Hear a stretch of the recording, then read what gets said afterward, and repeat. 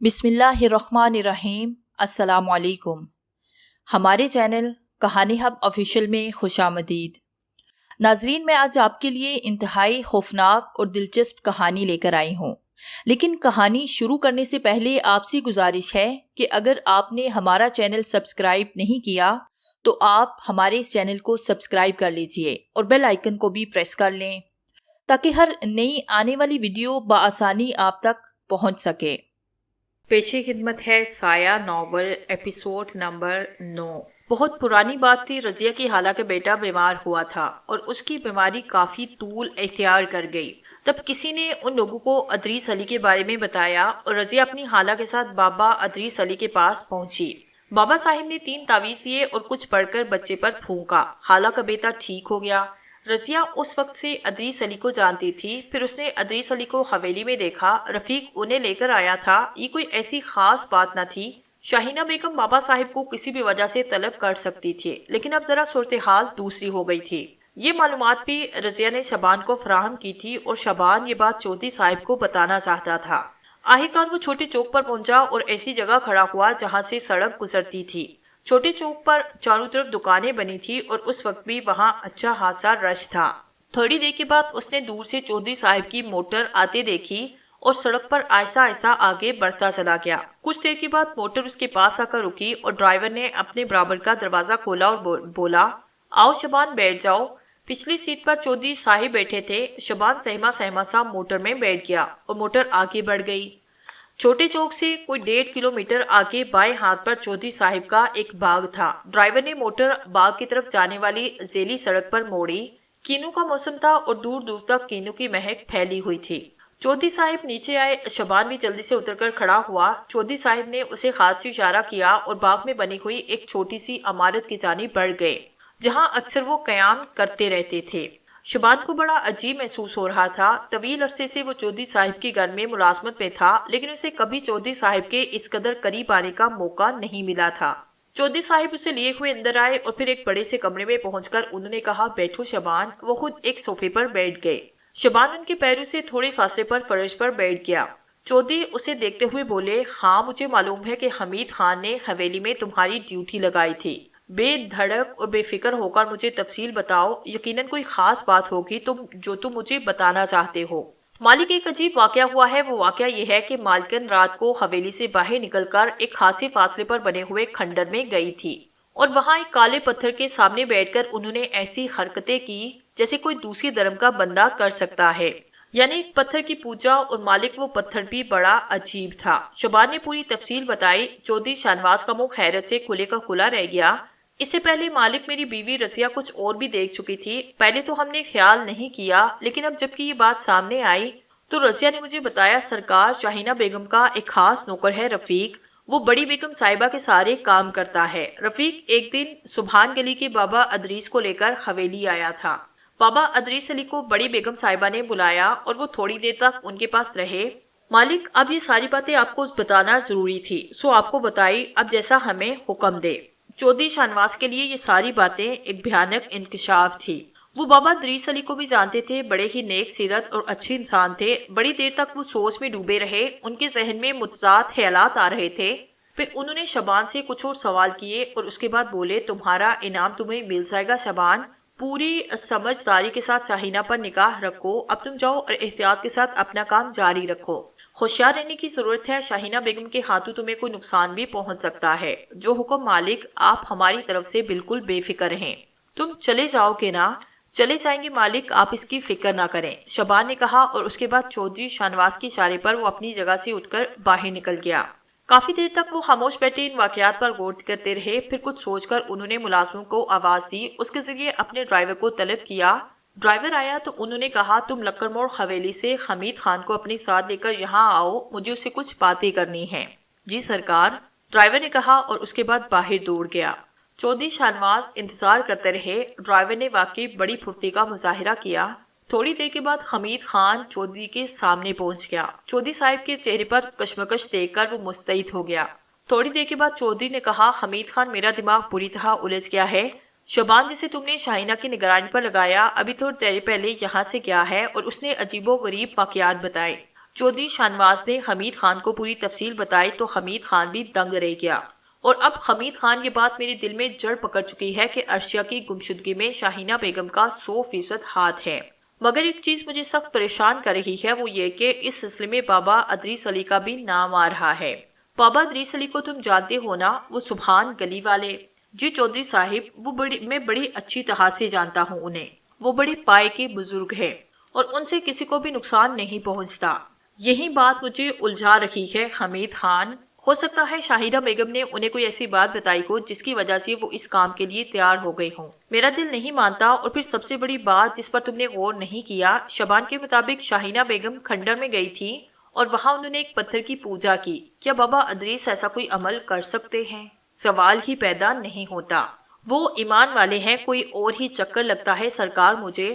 اس سلسلے میں ہمیں 2 کام کرنے ہیں۔ پہلے تو ہم بابا ادریس علی سے جا کر ملتے ہیں، ہماری ان سے بڑی اچھی سلام دعا ہے، انہیں یہ ساری تفصیل بتاتے ہیں۔ اس کے بعد اس ملازم کو پکڑتے ہیں جس کا نام رفیق ہے، مگر بڑی ہی خاموشی کے ساتھ یہ کام کرنا ہے۔ یہ ذمہ داری میں آپ کے سپرد کرتا ہوں، آپ بالکل بے فکر رہے، اسے ٹھیک کرنا، اس کی زبان کھلوانا میرا کام ہے۔ حمید خان نے کہا، میرا خیال ہے تم اسے اٹھوا کر ادھر ہی لے آنا جہاں ہم اس سے معلومات حاصل کر لیں گے۔ ٹھیک ہے جی، آؤ چلتے ہیں، پہلے سبحان گلی کا چکر لگائیں۔ چودھری شاہنواز کے دل کو لگی ہوئی تھی عرشیہ بیگم کو جس طرح لے کر آئے تھے، اس کے بعد ان سے وعدہ کیا تھا اور دل میں سوچا بھی تھا کہ انہیں بھرپور عزت دیں گے۔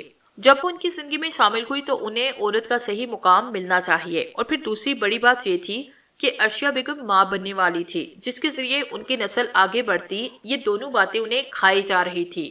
سبحان گلی پہنچے اور بابا ادریس علی کو تلاش کرنے لگے۔ گھر میں وہ موجود نہ تھے، ایک جگہ تھی جہاں عبادت کرتے، وہاں پہنچتے تو وہاں بھی بابا ادریس نہ تھے۔ پھر سبحان گلی کے چپے چپے پہ انہیں تلاش کیا گیا اور اس میں کافی وقت صرف ہوا، لیکن بابا ادریس سے ملاقات نہ ہوئی۔ چودھری صاحب ان کے اہل خاندان کو ہدایت دے کر آئے کہ جیسے ہی بابا ادریس واپس آئیں انہیں چودھری شاہنواز کا پیغام دے دیں اور ان سے کہیں کہ وہ فوراً ان سے ملیں اور وہاں اس وقت تک قیام کرے جب تک کہ چودھری صاحب سے ان کی ملاقات نہ ہو جائے۔ یہاں سے وہ واپس پلٹے اور حمید خان کو ہدایت دے کر لکڑموڑ حویلی پہنچ گئے۔ حمید خان نے باقی انتظامات کرنے کا وعدہ کر لیا تھا۔ ویسے تو بچی کی آمد نے حویلی کے اندر انتہائی رونق پیدا کر دی تھی۔ محمود علی کو اور کوئی کام کاج تو تھا نہیں، بچی کی ناز برداریاں کی جاتی، پوری حویلی کھلونوں سے بھر دی گئی، اپنی ساری آرزوئیں پوری کر رہے تھے، اور پھر سب سے بڑی بات یہ کہ بچی ان کی توقع کے بالکل برعکس تھی۔ دوسروں ہی کے بچے دیکھتے تھے، کوئی تجربہ تو تھا نہیں ان کے بارے میں، لیکن پھر بھی اس بات کا احساس ہو گیا تھا کہ بچے کی عمر کتنے ہی کم ہو لیکن وہ بڑی سمجھدار ہے اور ایسی حرکتیں کرتی ہے کہ انسان حیران رہ جائے۔ انہوں نے اس کا نام سبو ہی رکھا۔ یہ نام سبھی کو پسند آیا۔ ادھر پوری حویلی میں شکاری گھاس لگائے بیٹھے تھے۔ اس میں کوئی شک نہیں کہ بہت سے لوگ محمود علی کے احساسات سے پوری طرح اتفاق کرتے تھے اور ان کے لیے دل میں وفاداری کے جذبے تھے، لیکن کچھ ایسے ابو الہول بھی تھے جو محمود علی کی دولت کو للچائی ہوئی نگاہوں سے دیکھتے اور اسے خراب کرنے کے لیے انتہائی کوشش میں مصروف تھے۔ محمود علی نے بچی کے اعزاز میں ایک دن حویلی میں رہنے والوں کے ساتھ ایک تقریب کی تھی جس میں انہوں نے بتایا کہ سبوہی کے آنے کے بعد ان کی زندگی میں بہار آ گئی ہے۔ اب سبوہی ان کی وارث ہوگی، ان کی تمام جائیداد اور دولت سبوہی کے لیے وقف کر دی جائے گی۔ انہوں نے اپنے خاندان والوں سے درخواست کی کہ وہ سبوہی کی درازی عمر کی دعائیں کریں۔ اس وقت تمام ہی لوگوں نے بڑی محبتوں کا اظہار کیا، بے شمار تحفے تحائف سبوہی کو دیے اور ان کے بدلے میں خود محمود علی نے 10-10 ہزار کے لفافے حویلی میں موجود ہر خاندان کو دیے اور ان کا شکریہ بھی ادا کیا۔ بات صرف ماموں نذیر حسین یا نازیہ خالہ تک نہیں رہی تھی، اب ہر شخص اپنے طور پر گات میں لگا تھا۔ تیسری پارٹی تایا اخلاص احمد کی تھی جن کی بیگم کا نام فاخرہ تھا اور بیٹی کا نام شبانہ۔ شبانہ بیچاری 9 عمر میں ہی بیوہ ہو گئی۔ شادی کے 1.5 ماہ بعد ہی شوہر ایک حادثے کا شکار ہوا۔ معمولی حیثیت کے لوگ تھے، بیٹی کی پہلی شادی بڑی مشکل سے کی تھی، اب دوسری شادی کرنے کی سخت اخلاص احمد میں نہ تھی۔ بیٹا کوئی تھا نہیں، قسم پرسری کی زندگی گزار رہے تھے کہ محمود علی نے سہارا دیا اور انہیں حویلی میں لے آئے۔ پھر آرام کی زندگی کا آغاز ہوا۔ شبانہ دوسری شادی کے لیے تیار نہ تھی، وہ کہتی تھی کہ پہلا تجربہ کون سا اچھا رہا، اب خدا کے واسطے مجھے دوسری بار کسی جہنم میں مت جھونکے۔ اس وقت اخلاص احمد نے کہا کہ بیٹا ہم لوگوں کی زندگی کا کیا بھروسہ، تم اکیلی رہ جاؤ گی، تمہارا گھر بس جائے گا، کم از کم آگے کی زندگی کو سہارا تو ہوگا۔ فاہرہ بیگم نے اخلاص سے کہا تھا کہ شبانہ کو کچھ وقت دے دے، آہستہ آہستہ اعتدال پر آ جائے گی، گز کے زندگی اسا گزر رہی تھی کہ یہ تبدیلیاں رونما ہوئی اور احلاس احمد نے شبانہ کو سمجھایا۔ شبانہ ایک بات دل میں آتی ہے، کر سکتی ہو تو کرو بیٹا، دور یہی ہے۔ ہر انسان خود غرضی سے سوچتا ہے۔ اپنے آپ کو مالی طور پر محفوظ کرنے کے لیے اس وقت ایک ترکیب میرے ذہن میں آئی تھی۔ وہ کیا ابو؟ محمود علی نے اپنی تمام محبتیں صبوحی کے لیے وقف کر دی ہیں۔ تم اگر چالاکی سے کام لو تو ذکیہ بیگم کے قریب ہو جاؤ، اور یہ قربت بچے کے ذریعے ہو سکتی ہے۔ جس طرح بھی بن پڑے تم بچے کے زیادہ سے زیادہ قریب رہو، اس بات کا اظہار کرو کہ ظاہر کیوں تمہارے دل میں اس بچی کے لیے محبت پیدا ہو گئی ہے۔ اگر ان لوگوں کو تم پر اعتبار ہو گیا اور کسی طرح تم نے اس بچی کو خود سے قریب کیا تو ہمارے وارے نیارے ہو جائیں گے، پھر جو کچھ ہم چاہیں گے محمود علی سے لے سکتے ہیں۔ شبانہ نے باپ سے تو کچھ کہا نہیں، تنہائی میں فارہ سے بولی، اماں ابا نے مجھ سے کچھ کہا، میں وہ کرنے کے لیے تیار ہوں، لیکن میری ایک شرط ہوگی، آپ ابو کو بتائیں، اور وہ شرط یہ ہے کہ ابو مجھ سے دوسری شادی کے لیے نہیں کہیں گے۔ میں بات کر لوں گی احلاس احمد سے۔ ویسے اماں آپ لوگ غور نہیں کر رہے، یہاں بڑے دلچسپ تماشے ہو رہے ہیں۔ تماشے؟ ہاں، وہ کیا؟ اماں آپ نے غور نہیں کیا، صوفیہ بیگم آج کل محمود علی کے آگے پیچھے پھرتی رہتی ہے۔ کیا مطلب؟ اماں میں اتنی بڑی بات نہ کہتی، لیکن آپ کو پتا ہے کہ صوفیہ سے میری گاڑی چھنتی ہے۔ اس نے خود ہی میرے سامنے اپنی زبان کھولی۔ کیا زبان کھولی؟ راز کی باتیں وہ مجھے ضرور بتا دیتی ہے۔ بڑی عجیب بتائی ہے مجھے صوفیہ نے۔ ماموں نذیر حسین اور رقیہ بیگم نے صوفیہ کو ہدایت کی کہ محمود علی سے پینگے بڑھائے اور کوشش کرے کہ وہ اس کے جنگل میں پھنس جائیں۔ کیا؟ فاہرہ بیگم کی چیخ نکل گئی۔ ہاں، رقیہ بیگم چاہتی ہیں کہ محمود علی صوفیہ کے جال میں پھنس کر ذکیہ بیگم کو طلاق دے دیں اور صوفیہ سے نکاح کر لیں۔ اس طرح محمود علی کی دولت ماموں نذیر حسین کے قبضے میں آ جائے گی۔ اللہ میری توبہ! اسے کہتے ہیں کہ جس تھالی میں کھائے اسی میں چھید کرے۔ ارے محمود علی کتنے سانپ اپنی آستین میں پال لیتے ہیں، یہ صلہ دے رہے ہیں جنہیں انہوں نے سب کچھ دے دیا۔ یہ تو بڑی خطرناک بات ہے۔ ارے شبانہ، تیرا کام اور آسان ہو گیا۔ میرا کام؟ ہاں، ذکیہ بیگم کا دل مٹھی میں لے لے، صوفیہ کی کرتوت اور ان لوگوں کی سازشیں ذکیہ بیگم کو بتا دے۔ دونوں کام کر، ایک طرف بچی کو سنبھال تو دوسری طرف ذکیہ بیگم کو، ہمارا کام بن جائے گا۔ نہیں اماں، صوفیہ میری دوست ہے، اور پھر وہ خود بھی سب کچھ کرنا نہیں چاہتی، وہ کسی اور سے محبت کرتی ہے۔ کس سے؟ رقیہ بیگم نے کہا۔ کیوں، تم کیا کر لو گی معلوم کر کے؟ ارے بیٹا، دور ہی ایسا ہے، دوسروں کی کمزوریاں ہاتھ میں رہنی چاہیے، مجھے ہوش میں رہتے ہیں۔ بالکل ٹھیک کہہ رہی ہے فاہرہ بیگم۔ دروازے سے آواز سنائی دی اور دونوں ماں بیٹیاں سہم کر رہ گئی۔ ان کی خوفزدہ نگاہیں دروازے کی جانب اٹھ گئی، لیکن پھر احلاس احمد کو دیکھ کر ان کے خاص قابو میں آئے۔ وہ احلاس احمد کو نہیں پہچان سکی تھی۔ احلاس احمد اندر داخل ہوئے، پھر انہوں نے کہا، خدا کی بندیوں، کچھ خدا کا خوف کرو، دوسروں کی برائیاں ہی تمہاری زندگی کا اہم مقصد بن گئی ہیں۔ ارے میں کہتا ہوں، سر چھپانے کا ایک ٹھکانہ مل گیا ہے، اسے برباد کرنے پر کیوں تلی ہو؟ کیا برا ہے محمود علی نے تمہارے ساتھ کیا؟ کیا سہولتیں نہیں دے رکھی؟ ایسے فرشتہ صرف میاں بیوی کے خلاف تم لوگ سازشوں میں مصروف ہو۔ میں نے شبانہ کی بات سن لی ہے، اگر نذیر حسین کی بیٹی ان کی مرضی کے مطابق کام نہیں کرنا چاہتی تو تم لوگ اس کے خلاف کیوں بات کر رہے ہو؟ کتنے افسوس کی بات ہے۔ احلاس احمد جب خاموش ہوئے تو ان کی بیگم نے کہا، ہم کوئی بری بات نہیں کر رہے، نہ ہی شبانہ سے کہا گیا ہے کہ وہ محمود علی پر ڈورے ڈالے۔ ارے بچی کو سنبھالنے کی بات کی تھی، یہ کوئی اتنا برا کام نہیں۔ شبانہ کو اگر بچی کے پاس رہنے کا موقع مل جاتا ہے تو میں اسے یہی کہوں گی کہ بچی بھرپور نظر رکھے، بچی کے ذریعے ہمیں ذکیہ بیگم کی کچھ خاص توجہ مل جائے اور کچھ رقم بھی ہاتھ لگ جائے۔ تو مجھے بتاؤ یہ کون سی بری بات ہے؟ دوسرے لوگ تو نہ جانے کیا کیا کر رہے ہیں، اب تم بھی چکے ہو کہ نذیر حسین نے صوفیہ کو کیا ہدایت دی ہے۔ امی ایک بات بتاتا ہوں میں آپ کو کہ میں یہ سمجھتی ہوں کہ حویلی میں خوب سازشیں پک رہی ہیں۔ مجھے اجازت دیں کہ میں ان سب کی جاسوسی کروں اور پتہ لگاؤں کہ کس کے پیٹ میں کیا کھچڑی ہے۔ یہ بات شاید احلاس احمد کو بہتر لگی۔ وہ پرخیال نگاہوں سے شبانہ کو دیکھ کے بولے، یہ تو ایک نیک کام ہوگا شبانہ، اگر تم اس انداز میں کرنا چاہتی ہو تو مجھے کوئی اعتراض نہیں، لیکن بیٹا بس اخلاق کے دائرے میں رہنا۔ اللہ نے جو کچھ دیا وہی کافی ہے۔ جس کا نمک کھا رہے ہیں اس کی نمک خواری نہیں کرنی چاہیے۔ بے شک جو ہماری تقدیر میں ہے ہمیں مل جائے گا، لیکن کوئی سازش مت کرنا۔ جی ابو، شبانہ نے گردن جھکا کر کہا۔ ادریس علی نے گہری سانس لی اور بولے، ہاں علی جا، میں کوئی فاصلہ نہیں کر پایا۔ تم خود سوچو، چودھری شاہ نواز مجھ سے یہی سوال کرتے کہ ارشیا بیگم کے سلسلے میں کیا ہوا۔ میں تم سے پہلے ہی کہہ چکا ہوں کہ شاہینہ چاہے کتنے ہی غلط راستے پر نکل جائے لیکن کسی انسان کے لیے کوئی غلط عمل کرنے کی اجازت کسی دوسرے انسان کو نہیں ہوتی۔ سب کچھ دیکھنے اور کرنے والا رب العالمین ہے۔ میں نے بہت کم کسی سے روپوشی اختیار کی، لیکن چودھری شاہنواز کے سلسلے میں مجھے روپوشی اختیار کرنی پڑی۔ میں شاہینہ کے خلاف کچھ نہیں بولنا چاہتا، بلکہ دعا ہی کر سکتا ہوں کہ وہ نیک راستوں پر واپس آ جائے۔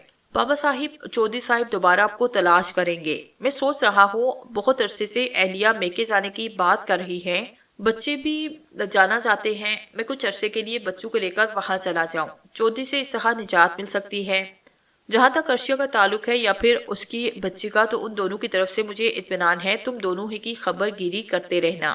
ویسے عرشیہ بیگم کا کیا حال ہے؟ ڈاکٹر حارث اسے اپنی اولاد کی طرح چاہنے لگے ہیں۔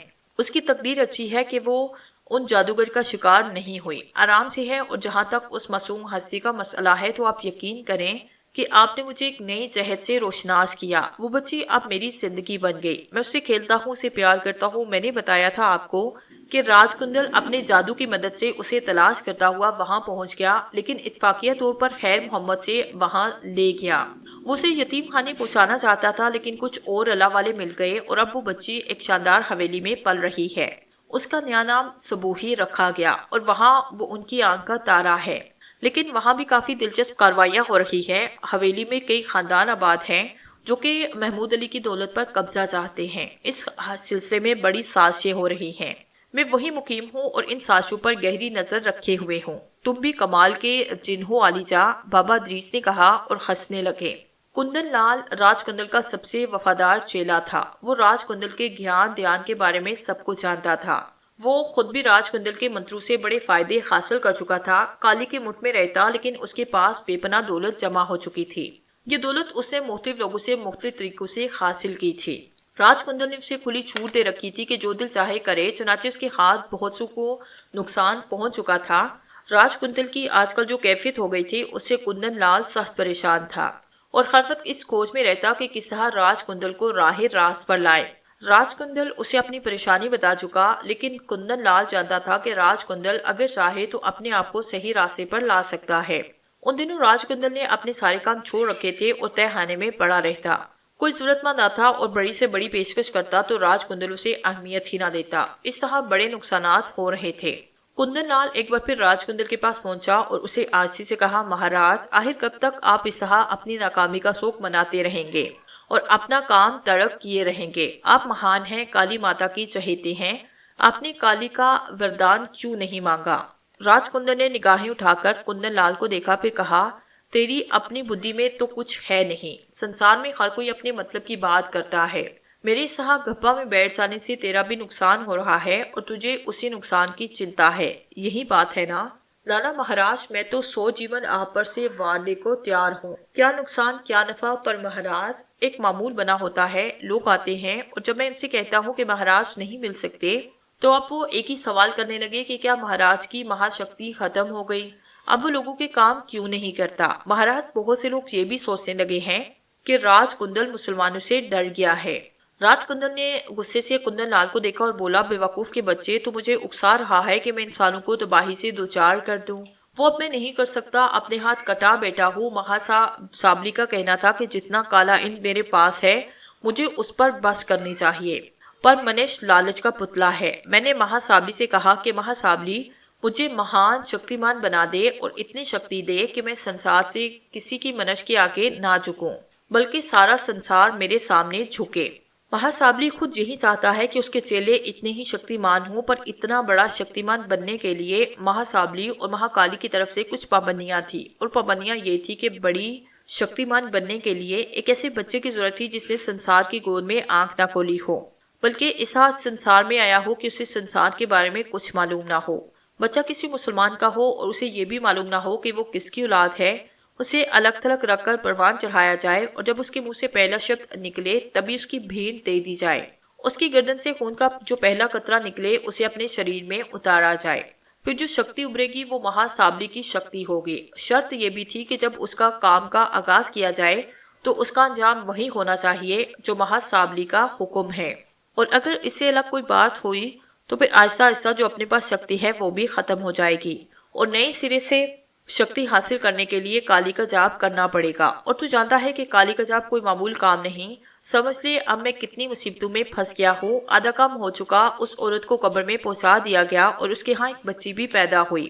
برپیس میں کام بگڑا۔ اس کام کو بگاڑنے میں اس مسلمان بابا کا سب سے بڑا ہاتھ ہے۔ اس نے سارا کام خراب کیا۔ کم وقت ہے بھی بڑا شکتی مان۔ سچی بتاؤں مجھے اسے ڈر لگنے لگا ہے۔ اب تو بتا کہ میں اپنی فکر چھوڑ کر دن کمانے کے چکر میں پڑ جاؤں یا پھر اپنے بچاؤ کی سوچوں۔ میرے پاس اب بہت کچھ نہیں۔ میں نے بڑی مشکل سے چاپ کر کے اس جگہ کا پتہ چلایا جہاں وہ لڑکی پل رہی تھی، پر میں جب وہاں پہنچا تو وہاں سے وہ جا چکی تھی، اور وہ میرا گیان کہتا ہے کہ اس ملانے والے سے اسے ہٹا دیا گیا۔ وہ بھی پوری طرح چوکس ہے۔ اب میں سوچتا ہوں کہ کیا کروں، اور تو اپنی لگائے ہوئے ہے۔ مہاراج آپ دوبارہ چاپ کر سکتے ہیں اور اس جگہ کے بارے میں معلوم کر سکتے ہیں جہاں اب وہ بچی پہنچی ہے۔ 40 دن کا یہ چاپ ہے اور جیون میں صرف 3 بار پھیروں کو جگانے اجازت ہے۔ چوتھی پر بیروں گردن مروڑ کر پھینک دیتا ہے کہ جب بار بار اسے تکلیف دی جاتی ہے۔ مہاراج اصل میں آپ نے دل چھوڑ دیا ہے۔ آپ بہت بڑے شکتی مان ہیں۔ ہمیں آپ سے بڑی امیدیں ہیں۔ آپ بیرو کو جگائیں اور اس کی نئی جگہ کے بارے میں معلومات حاصل کریں۔ اس دوران میں ایک کام کرتا ہوں، کندن لال نے کہا۔ راج کندن نگاہیں اٹھا کر اسے دیکھنے لگا۔ تو کیا کرے گا؟ مہاراج میں سبحان گلی جاتا ہوں اور چالاکی سے اس بابا جی کی کسی اولاد کو اغوا کر کے لے آتا ہوں، پھر ہم بابا جی سے بات کریں گے۔ راج کندن اسے دیکھتا رہا، پھر بے اختیار ہنسا۔ کیوں مہاراج، ہنس کیوں رہے ہیں؟ اگر تو ایسا کر سکتا ہے تو ضرور کر، دیکھ لے یہ بھی کر کے۔ آپ مجھ پر بھروسہ کریں مہاراج، کوئی نہ کوئی دوڑ کی کوڑی ہی لے کر آؤں گا۔ لا لا لا، راج کندن نے کہا، اور پھر جب کندن لال چلا گیا تو بڑبڑایا۔ کندن لال، اگر تو نے یہ کام کیا تو یہ بہت بڑا کام ہوگا، اور ہم مان لیں گے کہ ہمارا بڑا ہی تو وفادار چیلا ہے۔ نہ کر سکا تو بیٹا اس بابا کے ہاتھوں کتا بن کر بھونکتا پھرے گا، اور یہ بھی تیرے حق میں برا نہ ہوگا، کیونکہ مہا سابلی کا کہنا ہے کہ جتنے برے کام کر سکتے ہو کرو، اسی میں مہا سابلی کی خوشی ہے۔ بندہ چاہے کوئی بھی ہو، اسے تکلیف پہنچاؤ گے تو مہا سابلی کا کام پورا ہوگا۔ جا بیٹا جا، تو لڑ لے اس بابے سے۔ میں تو سچی بات ہے کہ اس کے پاس جانے کی ہمت نہیں رہتا۔ وہ کافی دیر تک ایسے ہی بڑبڑاتا رہا تھا۔ ذکیہ بیگم کو زندگی کا سب سے خوبصورت تجربہ ہو رہا تھا۔ بے شک قدرتی طریقے سے وہ ماں نہیں بنی تھی، لیکن عورت فطری طور پر ماں ہوتی ہے۔ ایک ننھا سا وجود آغوش میں جائے تو ساری باتیں نظر انداز ہو جاتی ہیں، اور ذکیہ بیگم کو زندگی کا یہ حسین تجربہ ہو رہا تھا۔ اور پھر سبوہی جیسی بچی، خوبصورت اور اپنی عمر سے 1000 گنا سمجھدار۔ تنہائی میں ذکیہ بیگم کو بار بار ایسے لگا جیسے بچی بولتی ہے۔ اس کی آنکھیں بولتی ہیں، کئی بار تو انہیں اس کے لب کھلتے محسوس ہوئے۔ اس کے کانوں میں اس کی آواز ابھری تھی، آنٹی میں بھوکی ہوں۔ ذکیہ بیگم نے چونک کر بچی کو دیکھا اور انہی کی طرف دیکھ رہی تھی۔ تم کچھ بولی تھی؟ انہوں نے حیرت سے کہا، لیکن وہ خاموش رہی۔ انہوں نے محمود علی کو یہ بات بتائی تو وہ ہنس کر بولے، ابھی تو بہت سے شگوفے کھلیں گے، نئی نئی کہانیاں سننے کو ملیں گی، یہ صرف تمہارا وہم ہے۔ ہو سکتا ہے میرا وہم ہو، لیکن آپ یقین کریں مجھے بالکل ایسا ہی لگتا ہے۔ چلیے اچھی بات ہے، اب آپ اپنی بیٹی سے دل کی ہر بات کر لیا کریں۔ محمود علی نے بات کہہ کر ٹال دی، لیکن اس کے بعد کئی دفعہ ذکیہ بیگم کو اس طرح کا تجربہ ہوا۔ یہی تجربہ شبانہ کو بھی ہوا تھا۔ شبانہ نے اپنی کوشش کا آغاز کر دیا۔ یہاں جتنے لوگ رہتے تھے ان کے ساتھ محمود علی اور ذکیہ بیگم کا رویہ بڑا ہی اچھا تھا۔ وہ لوگ ہر ایک کے دکھ درد اور تکلیف کا خیال رکھتے۔ اسی طرح تمام خواتین بے ترک ذکیہ بیگم کے پاس آتی جاتی اور اپنی ہر مشکل ان سے بیان کرتی۔ شبانہ نے 3-4 بار بڑے پیار سے سبوئی کو آغوش میں لیا، اس کے سارے کام کیے تو ذکیہ بیگم متاثر ہوئی۔ انہوں نے کہا، شبانہ اگر تمہیں فرصت ملا کرے تو میرے پاس آیا کرو۔ بات یہ نہیں کہ سبوہی کے کام کرتے ہوئے مجھے کوئی دقت ہے، بس سمجھو کہ میں بھی نہ تجربے کار ہوں۔ کبھی کبھی کوئی بات میری سمجھ میں نہیں آتی تو الجھ جاتی ہوں۔ مجھے معلوم ہے کہ تجربے کار تو تم بھی نہیں، لیکن 2 اناڑی مل کر کچھ نہ کچھ کر ہی لیں گے۔ شبانہ کی بھی یہی خواہش تھی۔ ذکیہ بیگم کی طرف سے پیشکش ہوئی، اس سے اچھی بات ہو ہی کیا سکتی تھی۔ شبانہ کو سبوہی کی قربت ملی، اس کے ساتھ ساتھ اس نے دوسرا کام بھی شروع کیا۔ ہر ایک کی ٹو میں رہتی کہ کون کیا کر رہا ہے۔ ویسے تو کئی خاندان اس حویلی میں آباد تھے، لیکن ایسے چند ہی لوگ تھے جو دوسرے انداز میں سوچ رہے تھے۔ شبانہ صوفیہ پر بھی نگاہ رکھتی۔ صوفیہ بہرحال نذیر حسین اور رقیہ بیگم کی ہدایت پر کسی نہ کسی شکل میں عمل کر ہی رہی تھی، لیکن شبانہ نے اپنے والدین پر جو انکشاف کیا وہ غلط نہ تھا۔ پرانے محلے میں شاہد علی نامی ایک نوجوان تھا، غریب گھرانے کا لڑکا تھا۔ BA کرنے کے بعد ایک فرم میں کلرک کی کام کرنے لگا تھا، لیکن نذیر حسین اور رقیہ بیگم آسمان کی طرف دیکھنے کے عادی تھے۔ اور ہمیشہ سوچتے کہ بیٹی کو کسی راج محل میں بھیجیں گے۔ وہ ان عاقبت نادیش والدین میں سے تھے جو اپنی اوقات سے کہیں زیادہ آگے بڑھ کر سوچتے اور بیٹیوں کو بوڑھا کر دیتے۔ خود مر جاتے ہیں اور بچیاں لاوارث رہ جاتی ہیں۔ بس ہوتے ہیں کچھ لوگ استحا کے بھی۔ معاشرے میں برائیوں کی آخر کچھ نہ کچھ وجوہات تو ہوتی ہیں۔ چنانچہ اب یہاں آنے کے بعد صوفیہ پر دباؤ تھا کہ وہ خود محمود علی پر ڈورے ڈالے۔ شبانہ کا معاملہ بے شک ذرا مختلف ہو گیا تھا اور اس پر وہ دباؤ نہیں رہا تھا۔ فاہرہ کا بس چلتا تو صوفیہ سے بھی پہلے شبانہ کو محمود علی سے منسوب کر دیتی، لیکن اخلاص احمد کے اندر کچھ خلوص تھا اور چونکہ دبنگ آدمی تھے اس لیے شبانہ کا کردار ذرا بہتر ہو گیا تھا۔